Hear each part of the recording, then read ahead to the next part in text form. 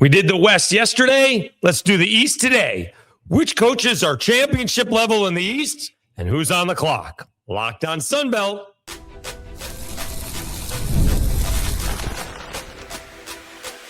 You are Locked on Sunbelt, your daily podcast on the Sunbelt Conference, part of the Locked On Podcast Network, your team every day. All right, Dave Schultz, Locked on Sunbelt, your teams every day. Thanks very much for tuning in. I do apologize for if you're watching, the light is coming in from the window. I usually don't get a chance to do the episodes during the day, but we want to get it out of the way. And so there is coming in through the shades, light coming across the face. You know, it is what it is. All right, so doing these back-to-back episodes. And yes, I did change my shirt for the sponsor, but we'll get into reaction to what you guys thought about the West a little bit later on in the week, maybe in some of those daily videos, but haven't had a chance to see them yet because we haven't posted it yet. It'll be posted Monday morning. We're recording on Sunday. This episode is coming to you on Tuesday. All right. And again, we'll have different reasons for different coaches. And we'll just start off with the beginning. Again, we're going in level on the clock, established, and championship level. All right. And it's going to be established-ish. Okay. All right. So first up, unfortunately, is Dell McGee at Georgia State. All right. We all know that he entered in his first year under some really extreme circumstances. Sean Elliott had resigned to take a tight end coaching job at South Carolina. And that was during spring ball. They already had a couple of practices in. So all the coaches are taken. The transfer portal's closed, although it does reopen at the end of spring at that point in time.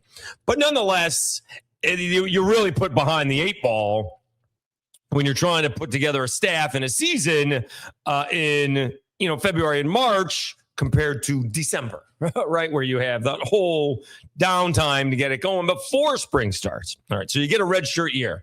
The thing is, though, they beat Vanderbilt. And nobody knew who Vanderbilt was until Pavi and company beat Alabama, and then all of a sudden, oh, that's pretty good, all right? And so they really didn't build on that was the problem. Mm-hmm. Last year, they gave JMU all they could handle. They were up on JMU 7-0, lost 14-7. And we just did not see the progress that one was hoping for after settling in year number 2. Year number 3, we need to see something. We need to see competitiveness. I mean, they were getting the doors blown off in some of their ball games. More competitive in others. But you need to show that he's the right guy for the job. All right. And right now that has not been shown. He does have Cameron Brown, Cameron with an A, second A. And he's got an explosive, dynamic quarterback that could lead them to some victories. And so we're hoping it gets better for Dell McGee and Georgia State. They're opening up the Sun Belt season in 2 Fridays. They will kick it off at home against North Carolina A&T. And as I said, it's an odd time to be doing it, 6 p.m. on a Friday night in downtown Atlanta, all kinds of traffic, and high school football going on in that area, at least outside that area. And we're doing it on a Friday night. Good for me because I get to come home and watch the game and probably going to do a live post-game show on that. And we'll see if Dell McGee and company can get off to a good start against North Carolina A&T. But if they have the same kind of season he's had the past 2 years, I'm afraid that Georgia State is going to be looking for a new head coach. All right. Now, I think the next guy has done a pretty good job. All right. Wasn't a great job. It was a good job, but he's in line. He's on the clock for a different reason. And that's Dowell Loggins with App State. I appreciate his honesty at Sunbelt Media Days last year. Very nervous in front of the media. Hadn't done it a whole lot. Trying to rebuild something at App State. You know, our guy, the late, great Sean Clark, had passed away. after he got let go. And Dowell is trying to rebuild something there at App State. The issue is he's treating it like an NFL style program where it's very secretive, whereas that's not the way college is. You have to be open to, relationships on campus, off campus. It's a very small community, and you have to glad hand and you have to do some politicking. And unfortunately, he has not done that. And when you hear it from more than one person, then you realize that may be a case. That may be the case. So he's only on the clock because he hasn't built those relationships up. Now, that's a little bit of time ago. Maybe he has spent the summer building those relationships up. Maybe he spent some time in camp building those relationships up. And I would urge him to do that because it's a great football community. All right. They draw as well as anybody, if not the most, in the Sun Belt in lovely Boone, North Carolina. As for him on the field, he did okay. They were in a bunch of ball games. We mentioned the game against Arkansas State, where they kept kicking a bunch of field goals, but amassed 453 yards, but end up losing late to Jalen Rayner and company. At the same time, though, he rallied the troops in the toughest of all spots. They'd already shut it down physically, if not mentally. And they got a call to go to a bowl game. And then on top of that, it was against their rival, Georgia Southern. They very easily could have said thanks, but no thanks. We're not ready. We're not prepared. We'll probably lose. And then I'm going to hear about it forever. Well, instead of all those excuse making, he went to his seniors. The seniors said, we're in. The team said, we're in. Did the best they could. They got beat by Clay Helton and Georgia Southern. If Dowell Loggins can get to 6-6 and 7-5, he's coming back. But if they slip up a little bit, and slipping up a little bit and getting to be 7-5 is a very small amount when it comes to college football. And so we hope that there is improvement. They got the Malachi Singleton thing going on, so there could be improvement at quarterback. And Dowell Loggins will be back for year number 3 with something to build upon App State. But otherwise, I say 6-6, he should be back. Maybe not, because App State, again, is used to winning championships. Even when Sean Clark wasn't winning championships, he was still playing for championships in the Sun Belt. All right, so Dowell Loggins got to improve on the field a little bit, but he's got to improve his relationships a lot. All right, so those are the first two. Those are on the clock. Dell McGee, which I think is obvious. Dowell Loggins, maybe not quite as obvious, although I'm saying the same thing I have been for the last few months with him. We do hope he wins and he builds relationships. We don't look for anybody to get fired, mostly because I don't want people calling for me to get fired. So I don't think that should be the case. All right. So next we're going to do established. And of course, we're going to start off with a guy who's established-ish, but he's not going to go anywhere. So he's going to be established there for a little bit. We'll do that right after I tell you about Kelsey.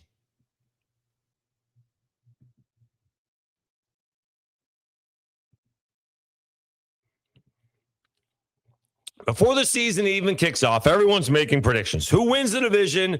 Who makes the playoffs? Who's lifting the trophy at season end?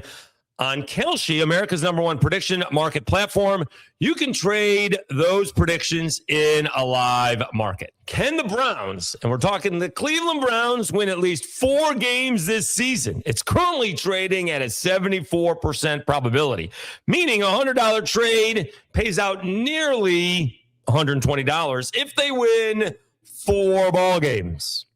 It's much more if you trade that they don't win 4 ball games. You can look on Kelsey and see how profitable you can be in that situation. On Kalshi, you're trading against peers in a live market, meaning there's no house, and as the probability changes, you can buy in and out of your position. Trade the draft pick, the game, and more on Kalshi. Download the Kalshi app and use code LOCKEDON to get $10 when you trade $10. Kalshi. Kalshi. Kalshi. Trade on anything. 18 and over only. Restrictions and eligibility requirements apply.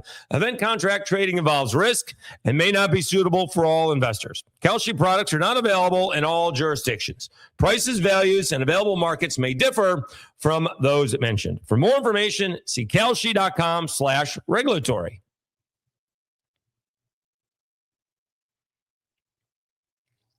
And Poncho. Let me tell you about Poncho. If you're like me and you basically live in game day gear during football season, you're going to want to check out Poncho's new game day collection. It's one of those things where it's performance shirt, but it doesn't look like a performance shirt. It just looks like a clean, sharp, and like something you'd actually like to wear all day. Plus, you get to rep your team in style. And the best part is it's built for real life.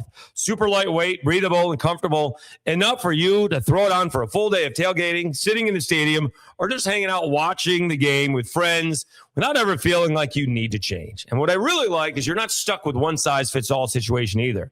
You can dial in with regular, slim, or tall, plus short sleeves or long sleeves. And if you grab your shirt before September 7th, you're covered by Poncho's Natty Back Guarantee. If your team wins the College Football National Championship, Poncho will give you a full refund on your purchase. Plus, you get to keep the shirt. You can see the JMU shirt that I'm wearing.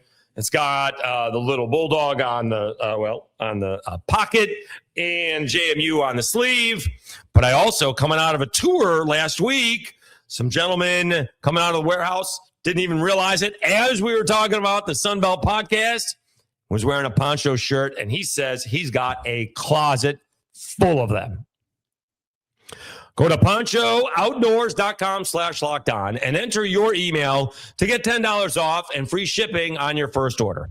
That's PONCHO outdoors.com/lockedon. Head there, drop in your email and get $10 off and free shipping. And once you try one, you won't stop.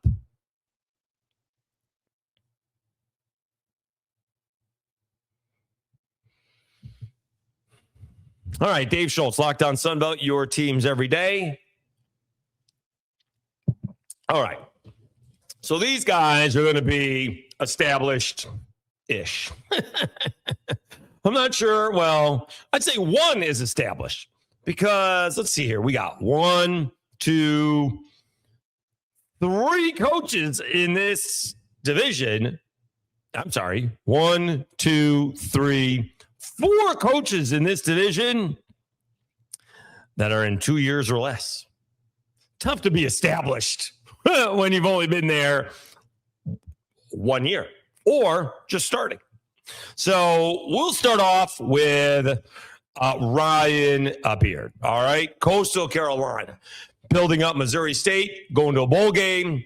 Did not coach that bowl game against Butch Jones, Jalen Raynor, and Arkansas State, as he had taken the Coastal Carolina job already. But he built up Missouri State to where they were bowl bound. Still got to get a kick out of he married his best friend's sister. And hired him as his OC.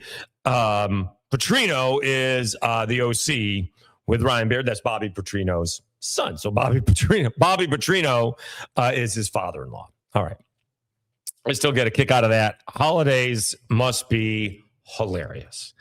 Nonetheless, and we don't know a whole lot about what's going on with Coastal Carolina. He is doing the whole Nick Saban, Alabama, we're keeping everything a secret type of deal. We are getting news from the Pete Thamels of the world that obvious quarterbacks are being named starters. The Quinn Hennicles at ODU, which was announced either Saturday or Sunday. And then Pete Thamel announcing that Max Johnson is the starter at Georgia Southern. That is not news to anybody who covers the Sun Belt. We knew that. Anyway, Ryan Beard is doing the opposite, keeping it very, very on the low down, what's going on there. And I don't understand why. Coastal, Conway, it's not Myrtle Beach. I get it. And it's transient. I get that as well. But you have to build up that community. They have to feel like they're part of it. So you get Ryan Beard on one side doing everything as quiet as possible. And then we had, in South Alabama, I don't know if Major Applewhite still has wide open practices. I feel like they do, or else Craig Stevenson would have said something. But Kane Womack comes there, and you can attend the entire practice, trying to build things up at South Alabama. It worked a little bit. More people came. But I think that's the way to go about it. I mean, there is a little paranoia at some points and times that are justified, but it seems like there's no one more paranoid, outside of maybe spies than and maybe politicians than college football coaches. In fact, I would tell you college football coaches are more paranoid than politicians. Nonetheless, I think Ryan Beard, he's established-ish because he's not going anywhere.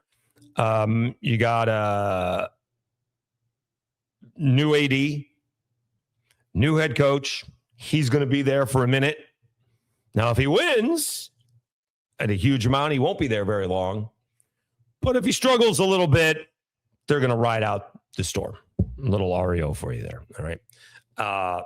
So I think Ryan Beard is established with Coastal Carolina. All right. Tony Gibson in year number 2, I think established himself at Marshall. That was a disaster waiting to happen. Charles Huff picked up, left with a lot of the team. A lot of the team transferred elsewhere. They ran out of eligibility, which is tough to do these days, but they did. And he has them going in the right direction to the point where some people are picking them to win the Sun Belt, although I'm not sure if I've seen that other than Marshall fans. They do have plenty on that preseason first team all Sun Belt, including the quarterback, but they got 2 offensive linemen, a tight end, and a wide receiver, plus the quarterback. A lot is expected out of Tony Gibson. And he very well could be like a Mike Desimo, although he is, I say this referring to age, more mature than a Desimo. All right. Because he's been an assistant coach for the better part of a couple of decades. And he's Mr. West Virginia. And if they win, he may not go anywhere. He may just stay there. They'll pay him well. He's at home there. He just may stay there. So he may just establish himself there at Marshall. They found their quarterback. And again, another guy who you got to be impressed with. Honest, I made a mistake with Carlos Del Rio Wilson. I should have started him from the get-go.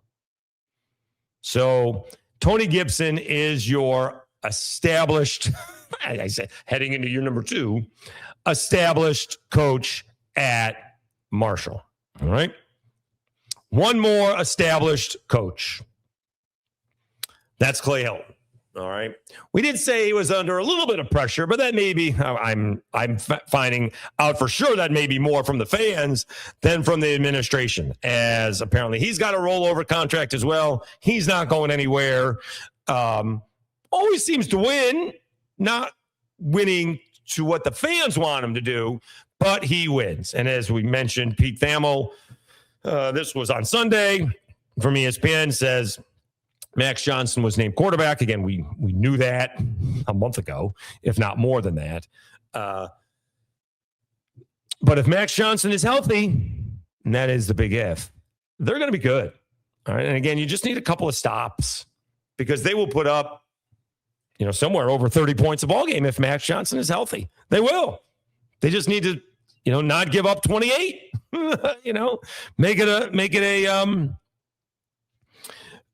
Make it to where, they have to outscore you. All right. And if Clay Helton can do that, they can compete for that Sun Belt East title.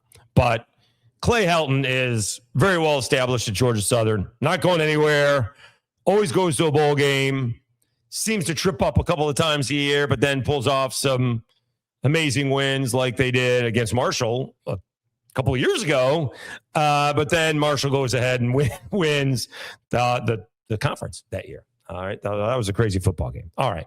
So that's where we are with On the Clock, Dell McGee, Dowell Loggins. Established-ish is Ryan Beard, Tony Gibson, and Clay Helton is your established guys. All right. We'll come back and tell you the championship level coaches right after I tell you about ODU.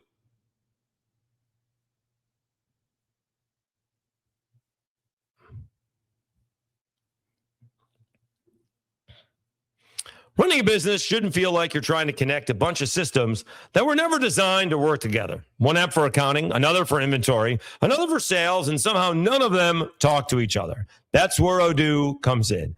Odoo is an all-in-one business management software that brings every part of your business together in one powerful platform. From sales and accounting to inventory and marketing, everything works in one place. Odoo is one platform to manage, grow, and scale your business. The best organizations know that success isn't just about talent. It's about having everyone working toward the same goal. And that's true in sports, just like it is in business. How often do you hear in college football that this guy may not be the most talented, but he may be the hardest working? Trusts his teammates the most, and they trust him the most. Happens all of the time. Great organizations win because operations matter, and that's why you should get Odoo. Try for free today at odoo.com/lockedon. That's odoo.com/lockedon.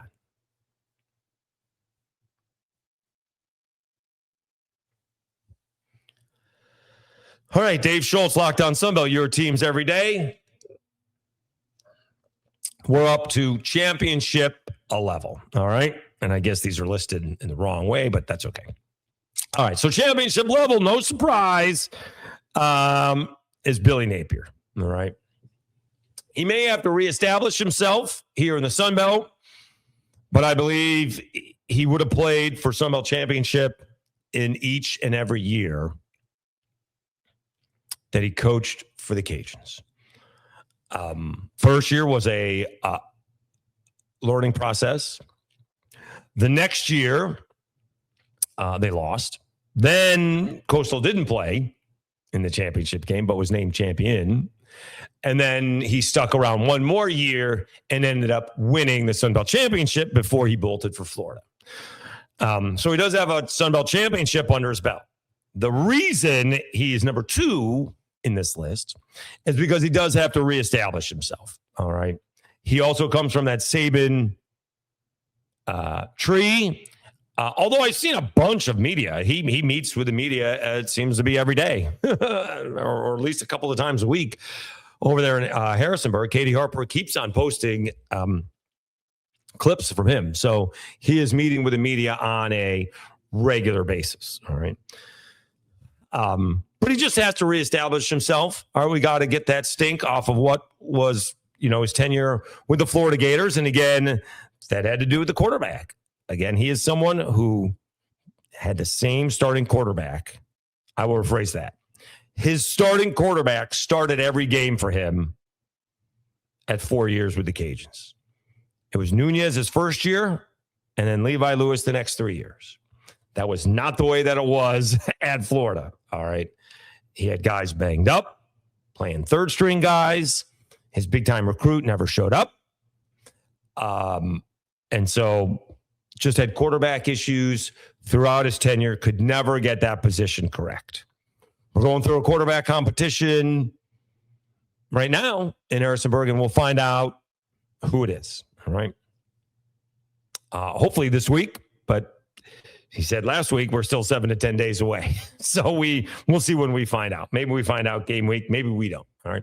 But I got Billy Napier as your championship level coach who has a championship underneath, but he is number 2.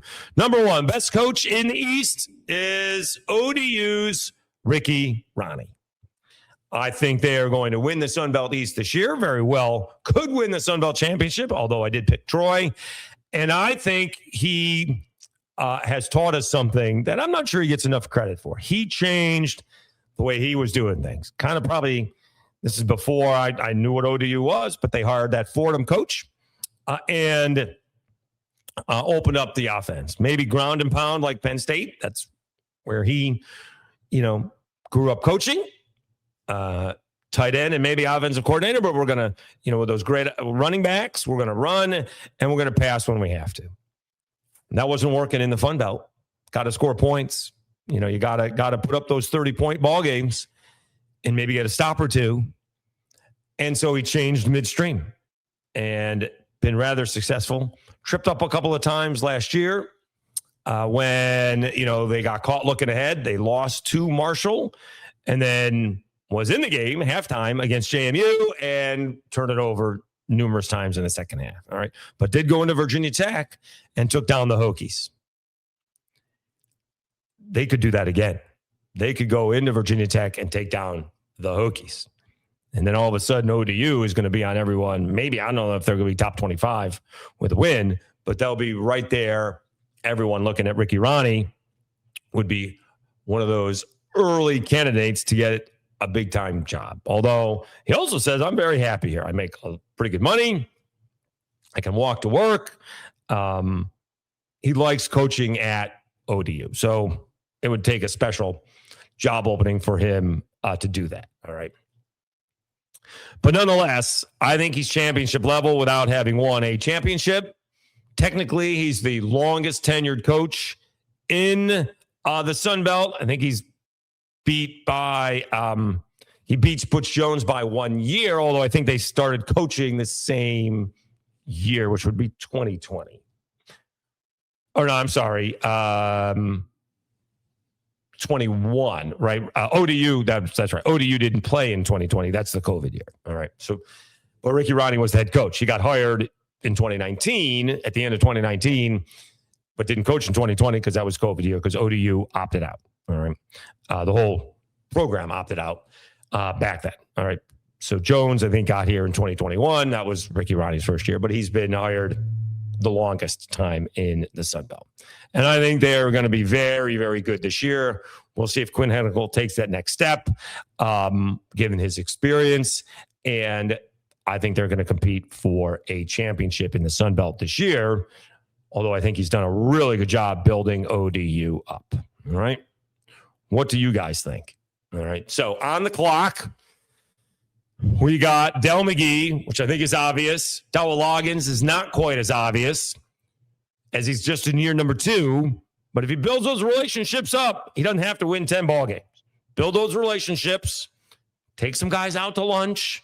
All right. Open up your focus a little bit. It doesn't have to be, football 24/7. You're still going to be talking football with the guys. Show them a play. Have them design a play. Who knows? That Akron thing is going off the charts, right? Offensive coordinator for the first drive of the season, which is a great idea. All right. Nonetheless, that's a different story. All right. So Dell McGee on the clock, Dowell Loggins on the clock. Established Ryan Beard, Tony Gibson, and Clay Helton. And then your championship level is Billy Napier and Ricky Ronnie. Let me know what you guys think. All right. We did reel these off 2 in a row, but posted Monday and Tuesday for the West and the East. It turned out I didn't even plan to do this, but I do have a fantasy draft Monday night, so that helps me out. We already got Tuesday's episode ready to go. That will not be an episode here. A complete recap of my fantasy draft, although I am the defending champ, which is news in itself because I'm the worst fantasy football player there is in the history of fantasy football, although I did win both leagues last year. That's insanity. Nonetheless, it just worked out, and we're going to see if these 2 episodes are going to help me grow the podcast because we are using these episodes as our promoting episodes. So we shall see if it works to get those 50 subscribers here over the next couple of weeks. We're going to see if more people can see them here. And if you want to like, share, spread the wealth, spread the news, that would help me out as well. All right. Looking for those 3,200 subscribers before Georgia State kicks off 6 p.m. Eastern time in a couple of Fridays. So don't forget about those audio podcasts as well on Apple and Spotify. Those are the two most popular. And if you are interested in sponsorships, please let me know. I'd be happy to help you out. All right. It is affordable, and we do have an audience all the way from Jonesboro to Conway, South Carolina, and from Huntington all the way to Hattiesburg. All right. Thanks so much for tuning in. You've been watching Locked On Sunbelt, your teams every day. We'll be back with you again on Wednesday.